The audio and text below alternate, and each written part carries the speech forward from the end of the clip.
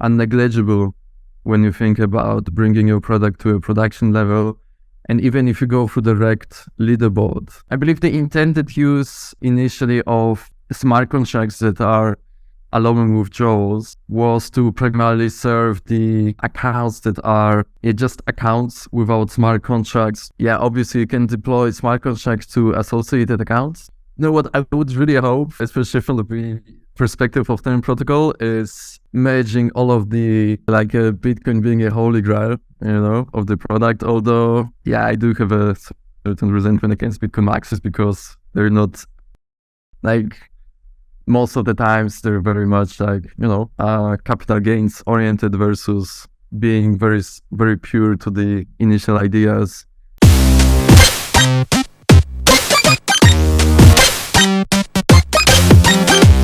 HackerNoon podcast. Hello and welcome to the HackerNoon podcast. Today we have a guest with us. His name is Maciej. He works at t3rn Protocol. These guys are building interoperable smart contracts, which basically means to deploy once and getting at all of these different blockchains. To understand more on what smart contracts are, what are some common vulnerabilities, we'll be having this short conversation, and hopefully by the end of it, we have an enjoyable learning experience. Without further ado, let's welcome Maciej. Hello, how are you? Hey, hello, sweet to be here. Thank you. So, Maciej, tell us about t3rn Protocol. Tell us about how did your journey in crypto and blockchain begin? No, right. So I moved to Berlin to work with Lisk. Lisk was building sidechains that communicate with one another in JavaScript. And I believe it's opened kind of the avenues for me and kind of put my really attention into how to tackle communication of multiple blockchains and also bind them with the development of smart contracts. And this is essentially what the initial ideas behind t3rn were relying on. So t3rn as protocol, we provide the protocol and the product which serves the smart contracts executioner with heterogeneous platform, which to which they can deploy the smart contracts, with additional caveat that we anticipate that smart contracts would generate the revenue back to the authors, which is, I believe, something nice for smart contracts developers and perhaps opens the avenues of making additional revenue by simply generating traffic and generating funds to run the smart contracts. And interoperable smart contracts, in turn, we envision as bundling together interactions between multiple chains with keeping the same characteristics that original smart contracts have, where the smart contracts execution continues and something happens in between, an error happens. For example, you run out of gas. You don't want to end up in a state where the execution of the smart contracts is only partially applied. So what we do with t3rn, we provide with this reversible aspect, we call it fail-safe execution, whereby binding the network participants, the protocol makes them obey to either commit all of the messages, all of the transactions to all involved chains in the execution, or revert the effects of execution of all of the chains as one, therefore providing smart contracts developers with the mechanics that they already got used to within a smart contracts that operates on a single chain. So we'll go deeper into what t3rn Protocol does. I had a quick detour to take. So you mentioned that you are from Berlin, right? Which was very huge in the earlier like Ethereum days when Gavin Wood had the East Berlin kind of a thing going, which one day became into Polkadot. There was a time when it was the Parity Wallet. I guess it still exists. And getting deeper into smart contracts. So what do you take away from the Parity Wallet Hack? What do you think happened there? No, yeah, just to make it clear, I'm Polish. I only moved to Berlin because in Europe in 2016-17 it was definitely the place to be in Europe for getting involved into building with with blockchain, and I got cooked on by a friend of mine, by Tomek, who was already then working for Parity. So all of the news constantly, what was happening in the Parity and how it was evolving from building out the client for Ethereum, transitioning to building the Polkadots, and being on all of these journeys of how smart contracts development evolves, which is probably very much fueled by all of the hacks that has happened, like the ones that you mentioned, the hack of the Parity multi-signature wallet that happened, I believe, like 2 times. The third one was sort of a Reentrancy Attack. Yeah. The same sort of scenario that has happened for like the first big hack that caused the hard fork of Ethereum, of the DApp. Yeah. 5% of supply got drained by Reentrancy Attack, which caused then split in the community, Ethereum Classic versus Ethereum. And then the second hack that happened after Polkadot was raising its funds for the multi-signature wallet, but then like it was you can, I think, call it a more sort of a bug, right? Where you had multiple proxy multi-signature wallets that got attached to a single library that provided with the code for multi-signature that was to serve further optimization of gas costs, especially during deployment of the multi-signature. I think it downscaled the cost like 5 to 10x, but didn't secure enough from there was this guy DevOps 199, right, who completely like omitted the intended use of the multi-signature contract that used to be served as a proxy. He started initializing directly the library of which the multi-signature wallets were using, was able to call initialize, override himself as an author, and then just call the kill on the contract, effectively freezing the funds. Like very, very unfortunate events. But since then, I believe it sparked a huge conversation on building secure smart contracts, following the good practices, and essentially leading us to where we are now, I believe. So it's very unfortunate that the hacks of that sort happen, but it also leads the whole industry to like build a safer product and really puts it on the spotlight how important it is to have a product. 100%. Like for us, like people from crypto, I guess we understand like this is my wallet, here's how to keep it secure. But when I go out and tell like somebody like my mom, like here's a crypto wallet, it's on, let's say, this hardware device or MetaMask or whatever, and somebody can still enter it and take your money away, which is like what happened with the Reentrancy Attack. So could you care to explain to someone who might not be technical, like what exactly is a Reentrancy Attack? Like how can a person get access to my wallet? I believe the intended use initially of smart contracts that are allowing withdrawals was to primarily serve the accounts that are just accounts without smart contracts. Obviously you can deploy smart contracts to associated accounts and therefore use many additional tricks that come with smart contracts. So you have this low level on EVM function called a fallback function. Performs an action upon the funds are being received to the destination contract. When you build smart contracts that update the state only after the withdrawal from the source smart contracts that are meant to hold some sort of funds and then serve with withdrawals, when you perform the state updates accounting who actually performed already the withdrawal only after making the actual withdrawal, you open yourself up to all sorts of reentrancy attacks where within this kind of like, let's call it the withdrawal smart contract implements the fallback in a way that it keeps on calling the withdrawal multiple times up until the gas runs out from the initial withdrawal smart contract. Then essentially what it leads to is that you made several withdrawals, but accounted for it only once in the source chain.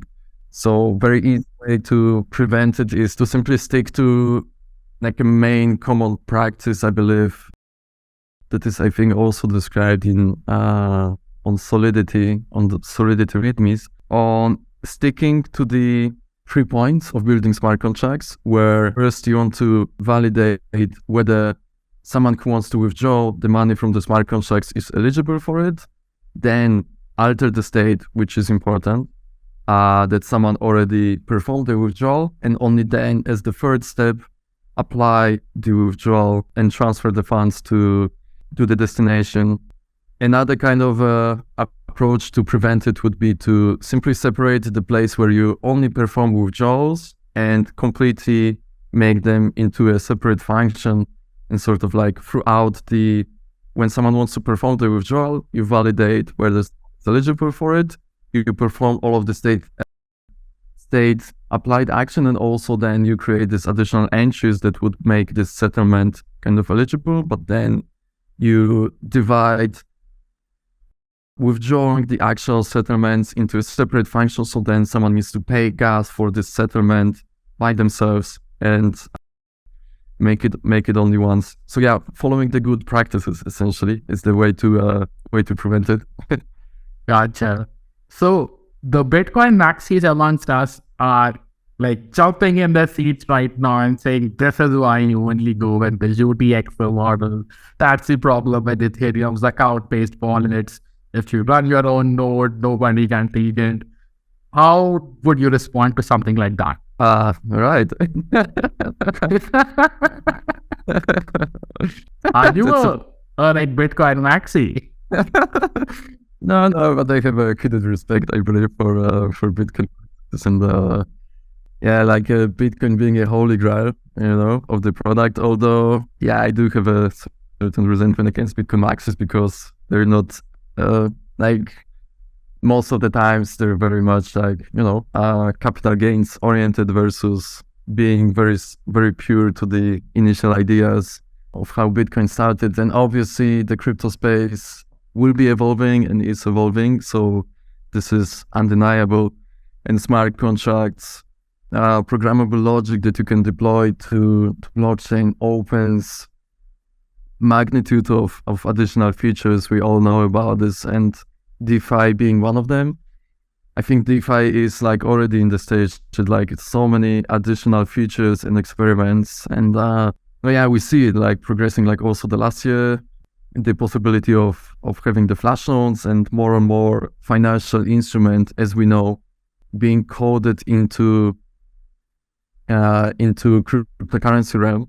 Therefore, giving the ownership, so really everyone who wants to use them, and ideally by making the protocols secure, giving users an immense chance to participate in all of the financial instruments without intermediaries. So I believe narrative is unavoidable to go there, and simply progressing gets us there. Probably then need to discover what is that the product is really meant to do, and perhaps for some cases just simple UTXO models are just fair enough. So it really is then designing the product very well and secure, that is in the center of solving the problem. Gotcha. So trying to bring the narrative forward, there's the Bitcoin blockchain with its own set of things. There's the Ethereum blockchain, the big daddy for smart contracts, and then there's Polkadot, right? So how would you differentiate between them on a technical level? There are companies building smart contracts on top of Bitcoin. There are a million companies, probably more, building smart contracts on Ethereum and the other EVM solutions. And then there are a ton of products and projects building smart contracts on top of Polkadot. At t3rn, you guys have a very clear view, I think, in terms of what is needed to make them interoperable, what are the differences between them that need to be ironed out to make them interoperable. So what is your takeaway from this? How is working on these 3 different blockchains different?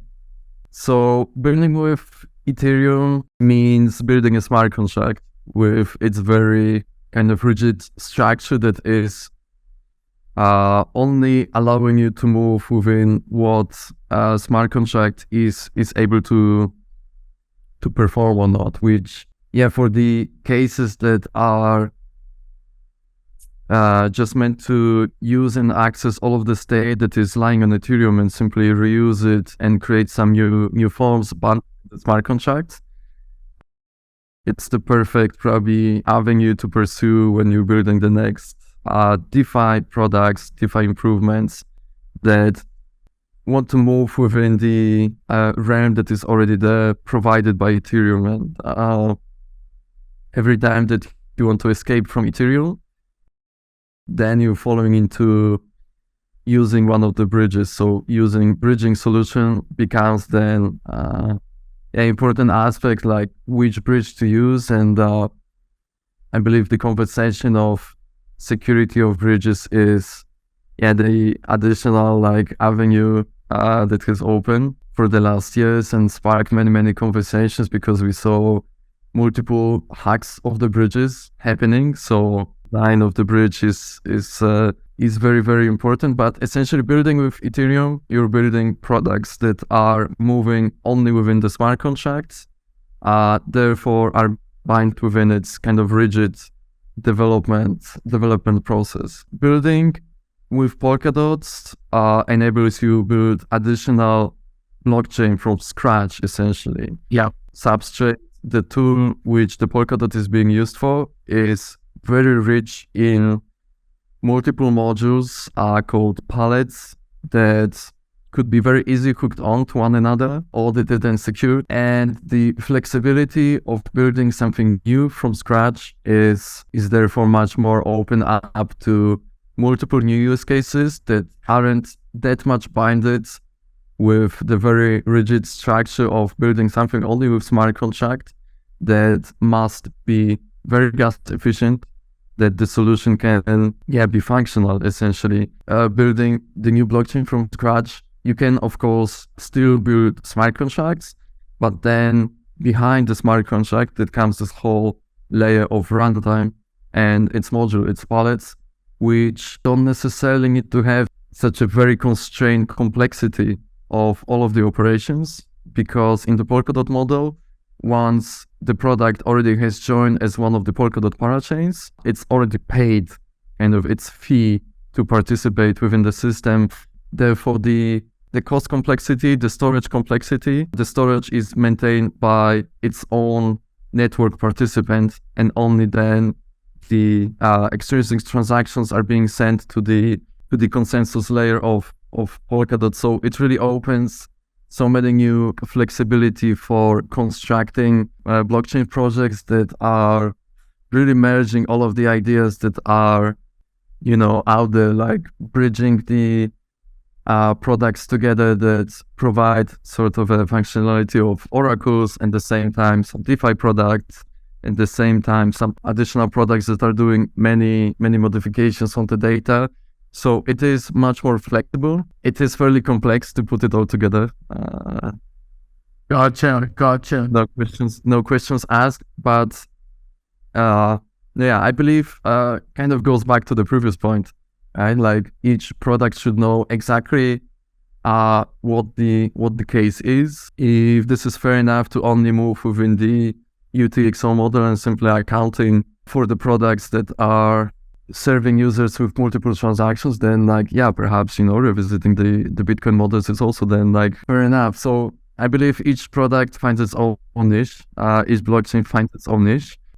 Especially building t3rn, I'm happy to be kind of in the middle of this whole crypto tornado and building out a product that is accompanying and kind of doesn't discriminate and tries to work alongside all of the models that are out there, and provides with this additional layer of connectivity between all of the models that you mentioned that are, from my perspective, all relevant and important for different use cases. Gotcha. Gotcha. That's a very interesting and illuminating answer. Thank you. On the topic of smart contracts interoperability, imagine there is somebody who is not very technical and he wants to start, let's say, farming on a particular DeFi protocol or whatnot. What, in your opinion, is the better option? Maybe liquidity providing on a Uniswap and a SushiSwap, something like that? Or do you prefer them to go to an option which allows them to choose the blockchain, choose the protocol, and then get into it? Yeah, this is essentially, I think, one of the very exciting things that drives me to bring t3rn to production, because like choosing your blockchain and then effectively being able to use the best products that are out there, not only binding yourself to a single blockchain. I believe this is the future. Really giving users the possibility of interacting with the most attractive products, regardless on which blockchain they've been deployed initially, and providing with this additional layer that simply allows to tap to the most usable products, perhaps with some additional load balancing, giving an additional tools for building out the logic that is able to balance out the farming on multiple blockchains at the same time. I'm a bit speculating right now, but I believe this is where we all want to be at, like really not think about choosing a particular product and choosing a particular farming to already then associating yourself with a single blockchain community, but more think about cryptocurrencies as just one kind of thing, and then being able to move between all of the interesting products and mix in the functionalities from all of the interesting products all together. So yeah, I believe tools like t3rn will be providing will be particularly useful there. Gotcha. So I want to ask you, like, what's your favorite smart contract exploit? But first, because you brought up t3rn, so you guys are working with a lot of these smart contracts, and you see that before deploying a lot of these projects get smart contract audits from a company like a Certic, a PeckShield, whatever. What you guys do, does it not also include auditing the smart contracts? When you find vulnerabilities, what do you guys do? Do you charge your clients for it, or are you like, okay, it's part of fixing it, I'll fix it, whatever? With the audit itself, I believe this is like on a higher magnitude of just like, yeah, like something unnegligible when you think about bringing your product to a production level. And even if you go through the rect leaderboard, Yeah. but then like you go through this like top leaderboard on the rect news, and like actually like this top 20 exploits like as this batch unaudited. Like audited by Certic, audited by PeckShield, audited by audited by this and that. Like, so what's the solution for that? Like, should a regular mom or a pop have to pay every time a smart contract goes down? Is that the cost of technological innovation in the future? Yeah, that's a very interesting point. I think auditing is very, very important. And yeah, I wanted to add, most of the leaders on direct news are actually unaudited. Oh, they are not audited. Yeah. So there are, of course, like certain things, like to your point, what you're saying, like there wasn't audits. There are some audits. I think what is also then becomes very then difficult is that the audits has happened, but then throughout development of the product, several additions has been added on top of the audited code, and then exploit has happened in this area of the code. Yeah, this is obviously not a good solution, but I think it is very important to get audited, especially to leave yourself this lean away. Okay, this is now the audit time, and not only the external auditors doing an audit, but like all of the team is then putting themselves into the shoes of a potential attacker, performing audits by themselves. Like this is what we're doing on testnet phase on Rococo, one of the Polkadot test networks. We've completed the first kind of part of audit, but yeah, throughout we developed the product so much that we simply wouldn't be to go without an extra audit on top of this. All parts of the code that has changed without an extra audit. But so yeah, the the good practices there, certainly good to have an audit, but more importantly, put yourself in the shoes of a potential attacker. But what's most important, I believe, is to think about the product, not to create this obvious points of attack where you're creating, for example, this like accounts that would hold magnitude of amounts from not only a single transfer, but this like kind of intermediary accounts, for example, smart contracts that keeps balances from all of the users.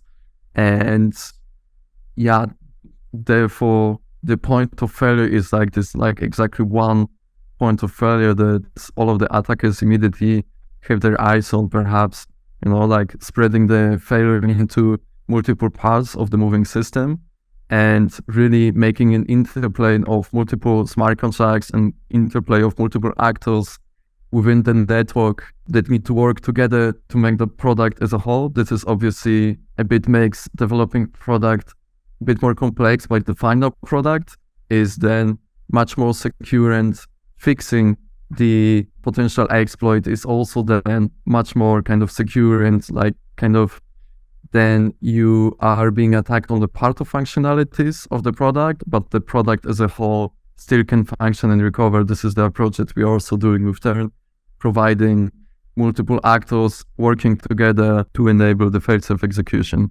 Gotcha. And I do believe that we are getting safer. Like a very good metric of that is that for the past couple of months, let's say, the number of exploits that happen because of spear phishing attacks or whatnot are on the rise. Like people are sending you bogus transactions. Go to your Etherscan, you'll see 300 people sending you different sorts of tokens and saying like, hey, right? They are spending money to get a wallet address very close to yours, because we usually only check the first ends and the last ends of the address. So that is a good sign that shows that the contracts are becoming more secure, which is why the scammers are moving to the phishing side of things.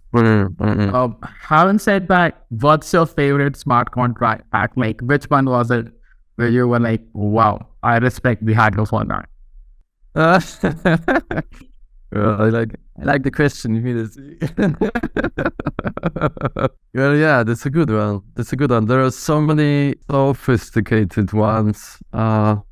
Sometimes, like the one that is maybe like not so sophisticated ones, but kind of like lies closely to just like really open my eyes to, because it lies closely to like the product that we built and like how important it is to build a good bridging solution, and also be very careful of the libraries that you're using. This from the end of last year, this BNB bridge hack.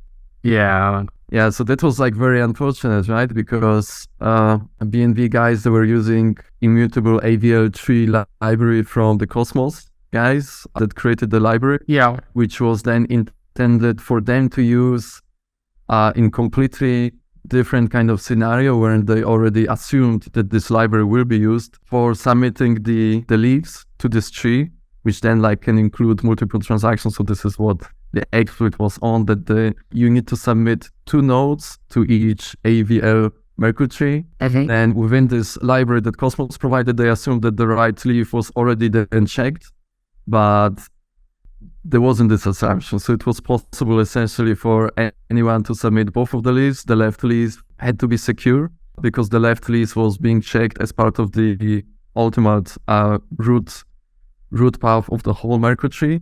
But then the right could have contained any malicious information, any malicious transactions, which got exploited because it was only checked as being part of the subpath of the tree. So yeah, the BNB guys just like fixed it, and later on like adding the path kind of on top of this library, but it kind of makes then, it was an important like eye opener for me. Okay, like really do not rely on any external libraries that are simply, like coming from somewhere else. even though like from projects with very good reputations, they might just be sometimes like an offshoot of developers working on something else and then just like publishing somewhere else on GitHub. Yeah, also like one of the funky ones was this project Popsicle Finance. Yeah, that was very elegant because it was like merging both like this whole new avenue that opened with flash loans that you can immediately source so much money like without any collateral. And then it was essentially sophisticated use of the Reentrancy Attack to like being able to deposit, get the LP tokens, perform a couple of withdrawals of the rewards for staking LP tokens, go back to the same Popsicle contract with the amounts that you deposited in the first place, and then pay out the flash loan within the same block. So like to observe it and then to exploit it, and also think that okay, like I actually don't need to use my own money, that I can even like flat loan and borrow the money to like add additional layer of I love that, by the way. There's this guy called Avi Eisen who like tweeted I was operating this highly profitable trading strategy, basically taking flash loans out of like Mango Markets or something and then using it to make a profit off of it, right? Yeah. That was exploiting simply like very unbalanced liquidity on multiple exchanges, right? I kind of loved what he said. He was like, if you borrow $50 million worth of stable coins and buy whatever cryptocurrency you want, you would move the markets. Because about 50 to 60% of trading happens via like NFT trading bots or whatever. So the second you like put in an order that big, it's going to move the markets. And the name of the game is how you straight up that capital so that you can move the market up as much as you want. Once you do that, everyone uses like mark to market, like pricing of their tokens or whatever. Just like Enron did, sell it, dump it, profits yours. Especially if you find some additional products like Oracle-based products that are only sourced, for example, price from this like very particular source, and then you can like go further exploiting like all of the additional products that rely on the source of information from this Oracle that is like due to limited amount of data just proves to be unfunctional. Closed systems. So that's it, right?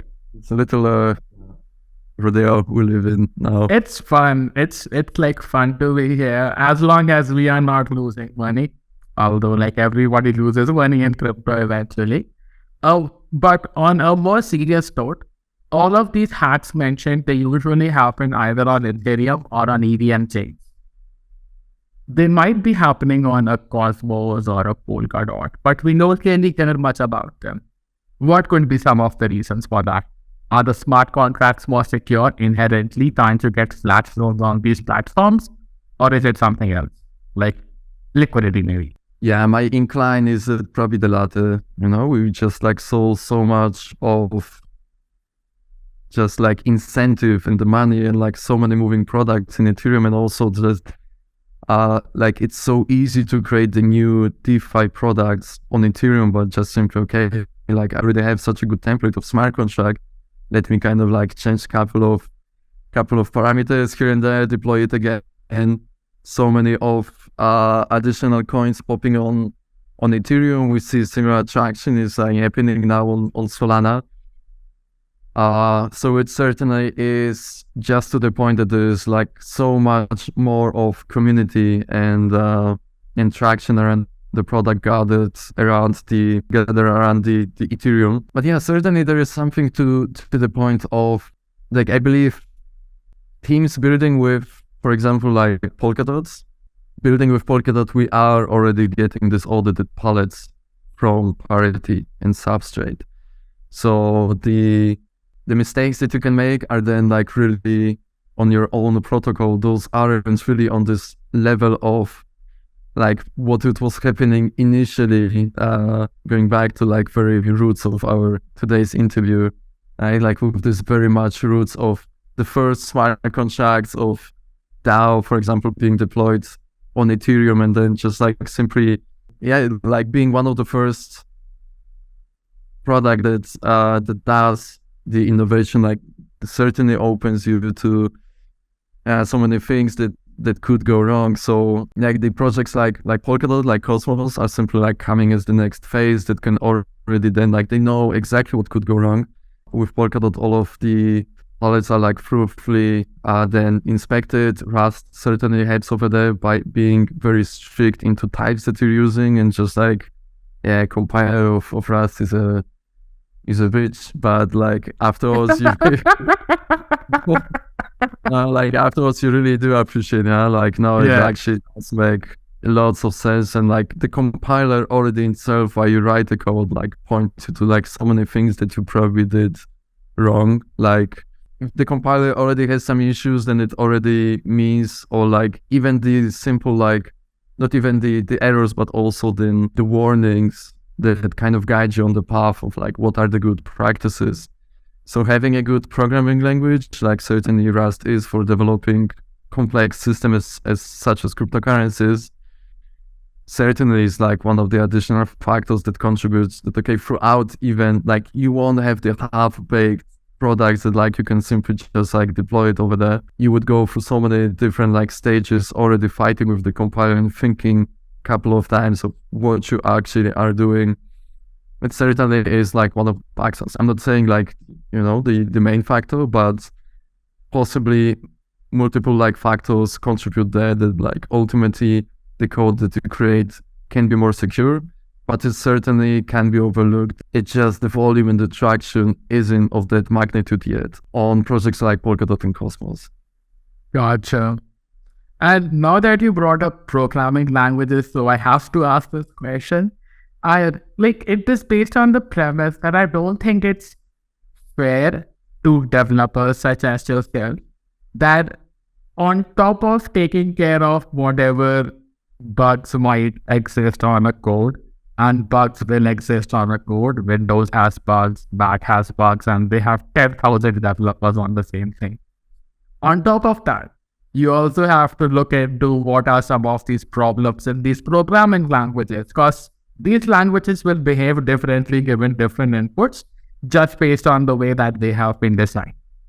So, based off of this premise, where I don't think it's fair to you guys, which programming language do you think is the best suited for the kind of things that you are building in a particular area, like let's say DeFi?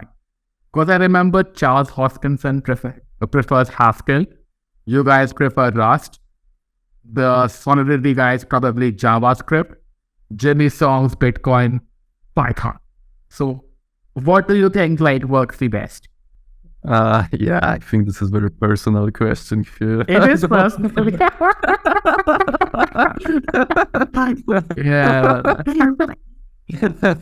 I really think it's the root of the problem. Like I think like there's probably like not any like single answers that you can point to. Like if someone is born a Haskell programmer, it's just like very much into the functional paradigms, and probably like a good solution to then go for Cardano. Like to me, it still is difficult to think in the functional programming kind of dilemma. I'm like much more coming from the C background. So therefore, for me, Rust is such a nice just like a human upgrade on top of C that like the code that I produce is actually then like can be secure, understandable, and maintainable on top of being just like very much structure based, efficient. Although like my team members are still complaining when I sometimes go over like some like C looking like loops. So like all of the things are still there because they simply kind of like allow me to think, how is it for me that like I really fully understand kind of what I'm doing. And I think this is kind of like very much different for everyone, coming from also personal experience designing blockchain like security in JavaScript is super challenging. So this is what I've been doing throughout my work at Lisk, and we simply hit so many bugs just because JavaScript essentially lets you do like anything. So then like you really can do all of the hacks and all of the bullshit with JavaScript, like it wouldn't even check, like it really assumes that like you know what you're doing. So then if you are using some like loosened type programming language, then having some like common agreed good practices that would come from the industry, but then having all of the team kind of follow and having very good understanding for the whole team to follow the same good practices within a certain programming language and good practices, I think, then crucial. And building blockchains, like essentially then you have the code that is being contributed by several team members, right? And for something to go wrong, like only one part of the code. So you really need to make sure that all of the team members are on the very good kind of skill set level and having kind of like sharing very much similar programming patterns, because then it was very personal question. It is. I love asking them of like developers. Like there's this joke, if you ask them an actual personal question, a developer will answer it shamelessly, right? Like what's the sexual preference? When did you do this or that? They will answer it. But the second when you ask them, what's your favorite programming language? Gotcha. So on the topic of like smart contracts, like now that we are nearing the end of this interview, on the topic of smart contracts, like what do you think is the next big use case? We have DeFi, we have NFTs. I'm sure a lot of us don't love it and a lot of us love it. But what do you think is the next use case? Amazing question. So predicting the future now, this should be easy.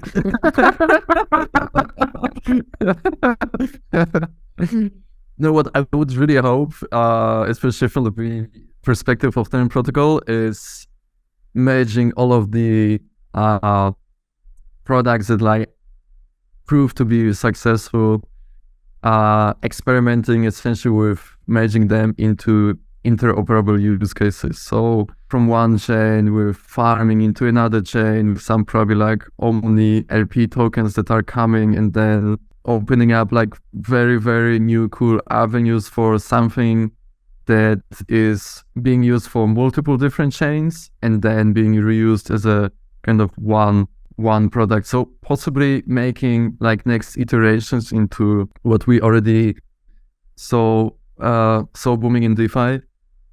Certainly, like OpenAI opened this like huge Pandora box, I believe, for like all of the tech community, which is like, I've been experimenting with it lately. So perhaps what I'm saying is very much understood this like local impression that I got from those. So certainly AI is coming a big one into cryptocurrency as well. But then what it also means is, because the machine, the chat can do like so much better of like compiling all of this like kind of obvious news and making all of the research for everyone, for the companies, then I think it will become like so important to like really focus on the product that you build to be very much unique, because everything else is like then could be really guided by OpenAI and all of the kind of copy pastable projects. And like all of the marketing can be now run by chat OpenAI, which is like, at one point, like at the beginning scary, but then yesterday I had this thought, it really then probably will be such a big driver for all of us focusing like very much on this like unique creative parts of also building out the tech product. So in terms of the next avenue in the cryptocurrencies, very much looking for it, and I do believe it will be something that we might not expect. But AI coming is a big one, and I would hope for so many more iterations on building the ultimate successful DeFi products that are building solutions based on multiple blockchains moving as one, and then building some additional economical mechanics on bringing the products from different chains altogether. Gotcha. Another challenging question upcoming.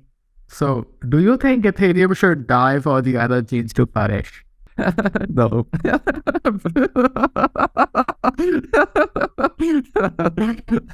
Gotcha. I believe like there's really so much space for like all of the cryptocurrency to move, right? And all of the currency to move. And Imagine all of that liquidity coming to Polkadot and to all of the other chains just by Ethereum dying.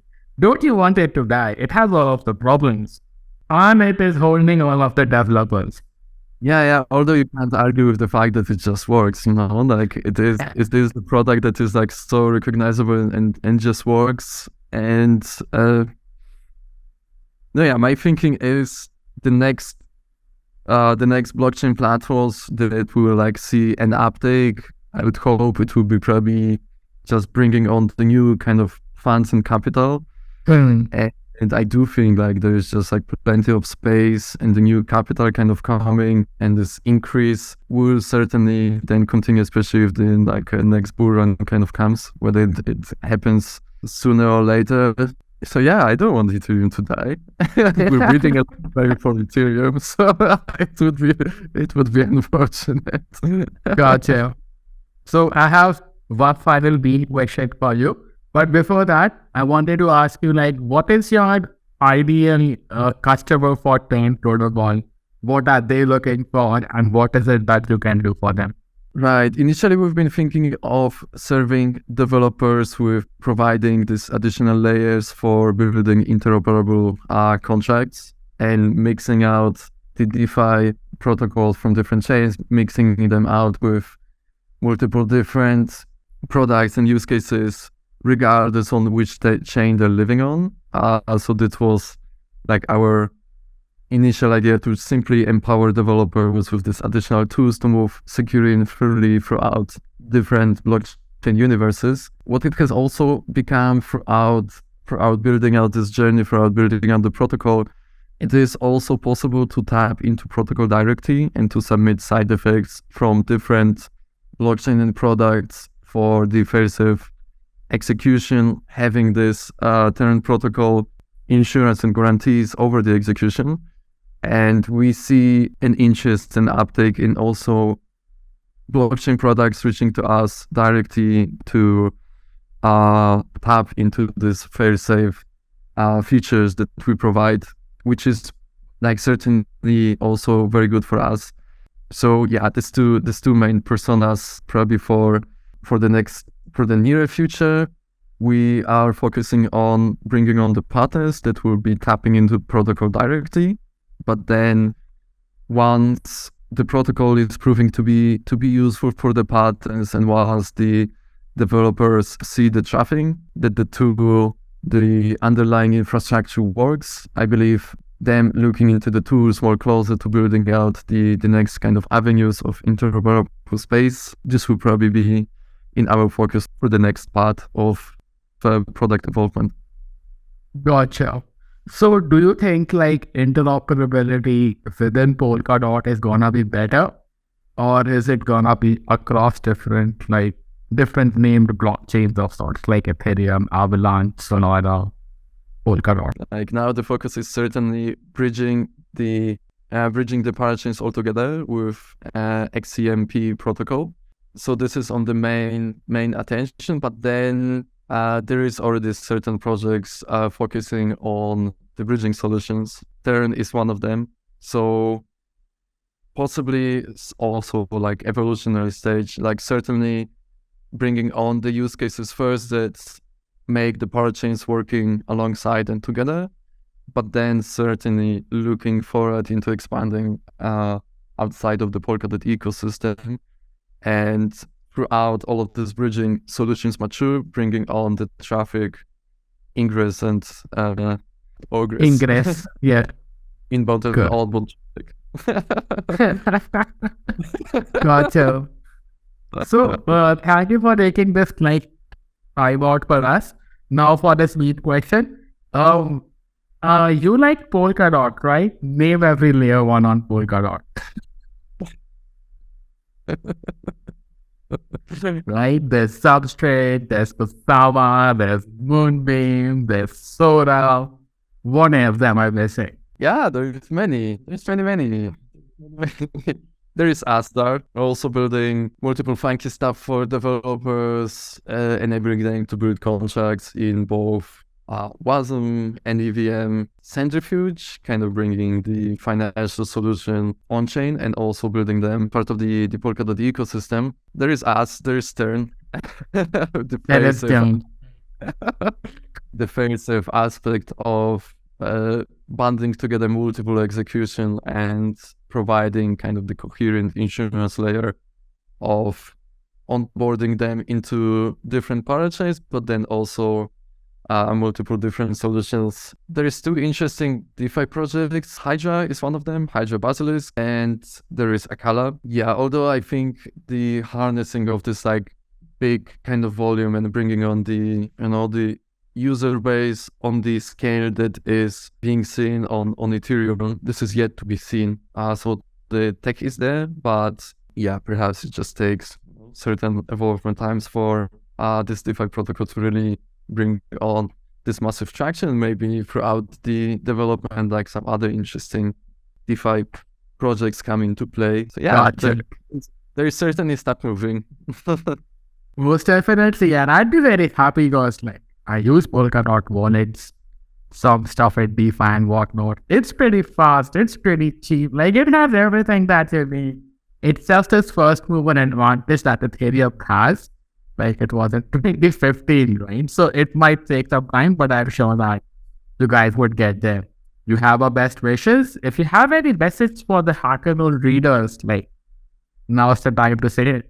Right, no, yeah, go and check out t3rn, obviously. Right. So, thank you, Maciej. Thank you for taking the time out for us, and hope to see you guys soon. Have a nice one. Bye. Thank you so much for your time. Thank you. HackerNoon podcast.